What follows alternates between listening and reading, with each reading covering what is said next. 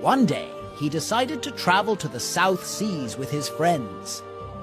The sea was rough and violent storms struck their old battered ship. All the sailors, including the captain, drowned. Even Gulliver's friends could not be found. Gulliver was saved only because he held on tight to a large wooden log. He swam against the waves for hours and finally found himself near a piece of land.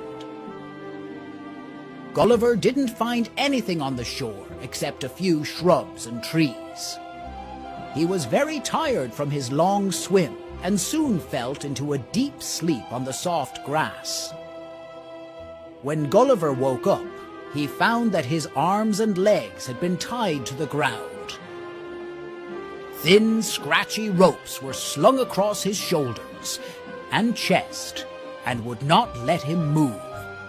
Then he saw a couple of tiny men dressed as soldiers walking on his chest. And these tiny men could talk.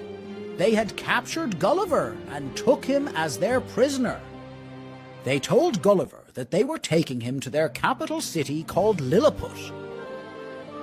Hundreds of Lilliputians thronged around to see this giant. They fed Gulliver tiny green apples and bright yellow bananas and built a platform with wheels to start their long journey towards Lilliput. They arrived in the capital city. Gulliver was astonished to see an entire world of tiny trees, houses, animals, and men all around him. And then he was brought before the king. He knelt down before the king and asked him if he could stay in Lilliput.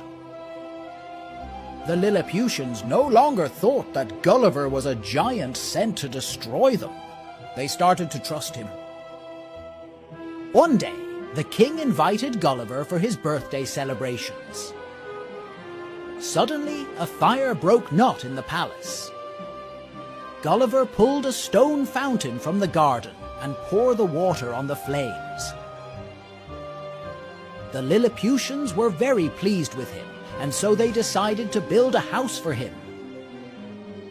After some days, Gulliver saw a fleet of ships from the neighboring land of Blefuscu coming to wage war on Lilliput.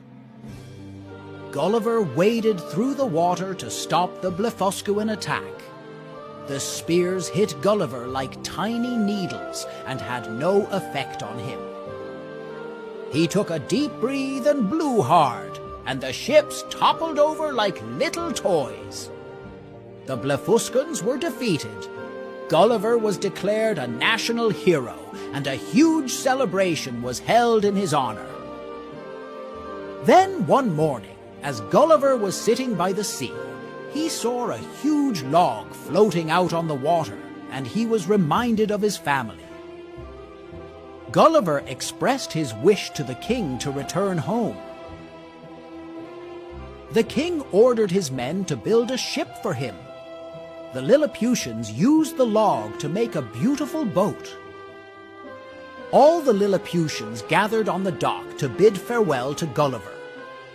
They gave him some animals as gifts: cows, horses, and sheep. They made sure that he had sufficient food and other necessities for his long journey.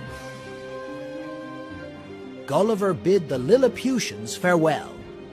Gulliver was sailing for many days until finally he spotted a ship.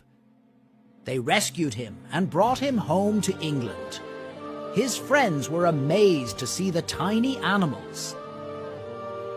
Gulliver told them of his adventures in the land of Lilliput, and because his memories were so fond, Gulliver decided that he would travel back to Lilliput again soon.